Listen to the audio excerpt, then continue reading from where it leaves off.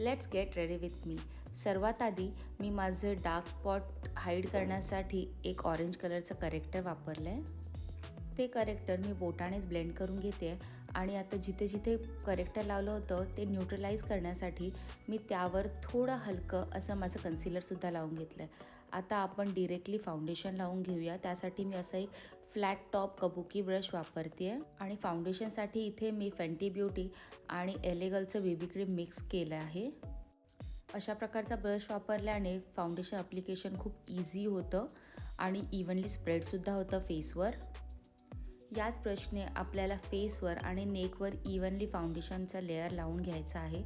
आपण ते नंतर ब्युटी ब्लेंडरने ब्लेंड करून घेणारच आहोत.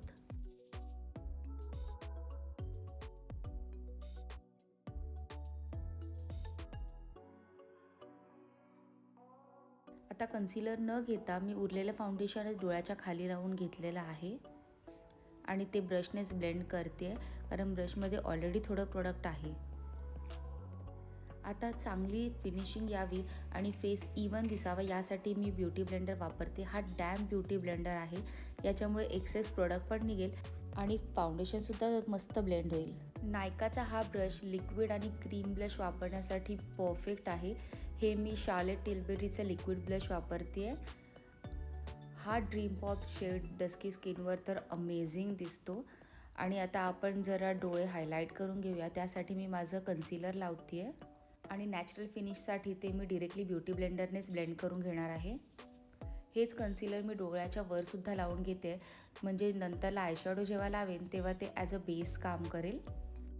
फेसच्या सगळ्या हाय पॉईंटवरसुद्धा मी कन्सिलर लावून घेतलं आहे, जसं माझं कपाळ, ब्रिज ऑफ द नोज, त्यानंतर चेन.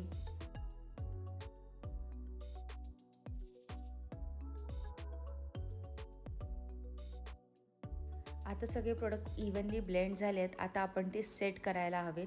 त्यासाठी मी असा एक मिनी पिझ्झा पफ मागवला होता ॲमेझॉनवरून.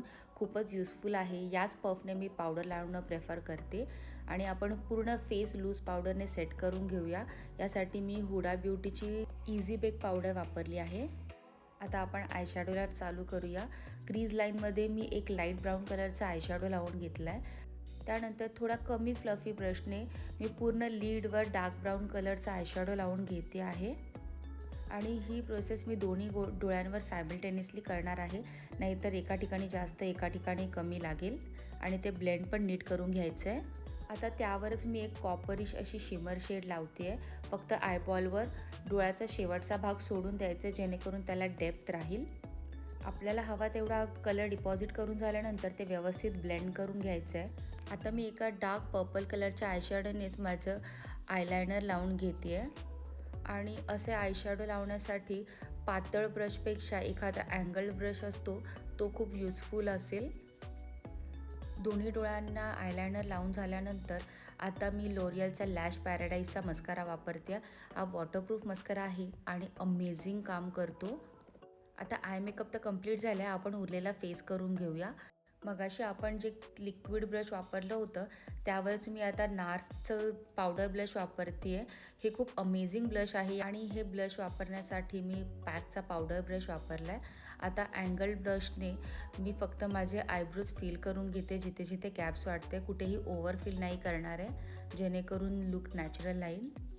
आता माझ्या फेवरेट हायलायटर जे आहे मॅकचं ओ डार्लिंग, त्याने माझे हाय पॉईंट ऑफ द फेसला मी हायलाईट करून घेणार आहे.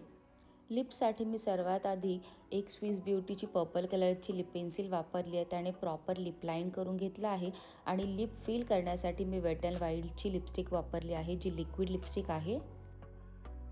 मला असं वाटतं ही लिपस्टिक थोडीशी जास्त होते त्यामुळे त्यात एक मी न्यूड कलर टाकला आणि लिपस्टिक थोडी म्युटेड करून घेतली आहे. सो आता मी ज्वेलरी घालून घेतली आहे and our look is ready. हा लुक तुम्हाला कसा वाटला हे कमेंटमध्ये नक्की कळवा. बाय.